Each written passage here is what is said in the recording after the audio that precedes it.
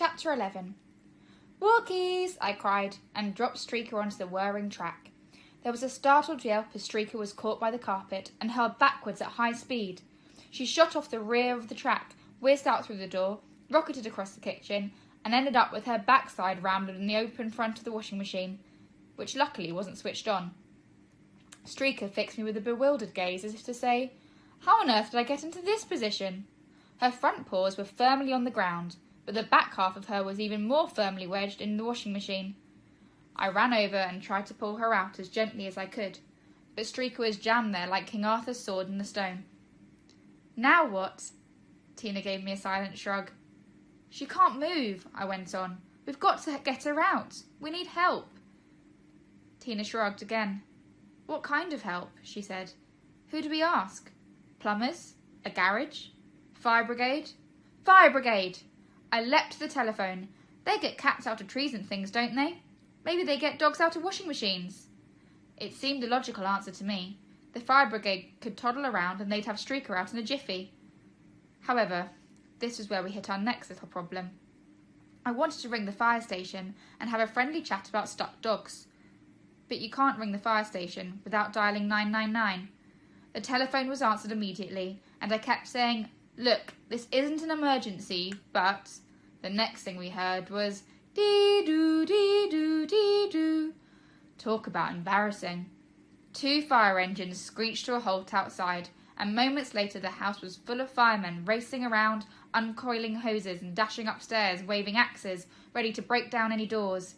"Where's the fire, lad?" asked the chief fire officer. "It's not exactly a fire," I murmured. "It's more like a dog stuck in a washing machine." And I pointed out Streaker. The chief fire officer was very good, and he seized up the situation at once. "Right, lads," he bellowed. "We need cutting gear, and the pliers, and the grease. On the double. Got a bit of a doggy problem here. Take care, don't hurt her." Tina peeped through the front window. "You've got a lot of nosy neighbours, haven't you, Trevor?" It was true. The street was lined with about 50 people, all ages, all colours, all sizes, and all staring at us very hard and muttering amongst themselves. In the middle of this, Mum arrived home. 2 fire engines were blocking the road in front of her home, with their orange and blue lights flashing furiously. Hoses dangled from every window, and firemen were running in and out of her front door. She came rushing in, making even more noise than the fire sirens.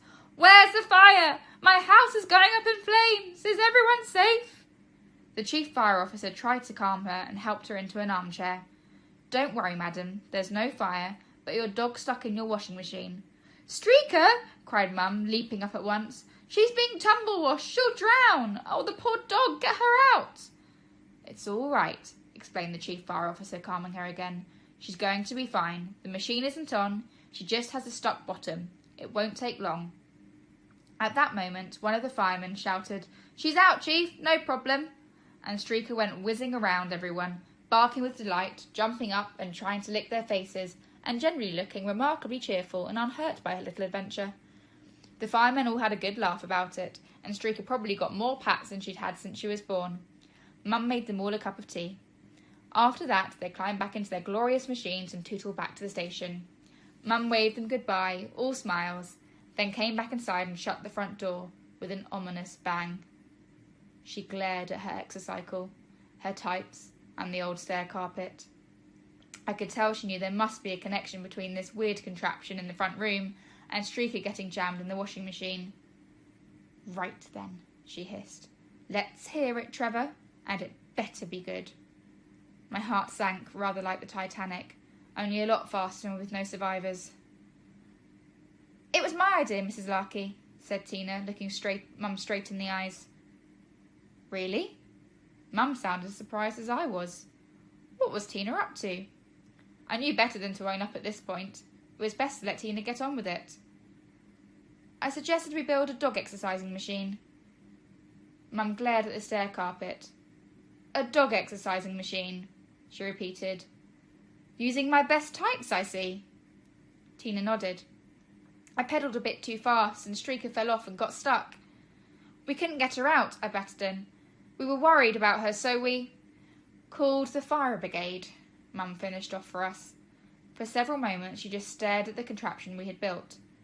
She took a deep, deep breath and sighed. I think you've both been very silly. Still, at least it wasn't the police this time. Now clear up and get my exercycle put back the right way. You owe me a pair of tights, Trevor Larky. She went huffing off upstairs to get changed. I looked at Tina with relief. Phew, that was close.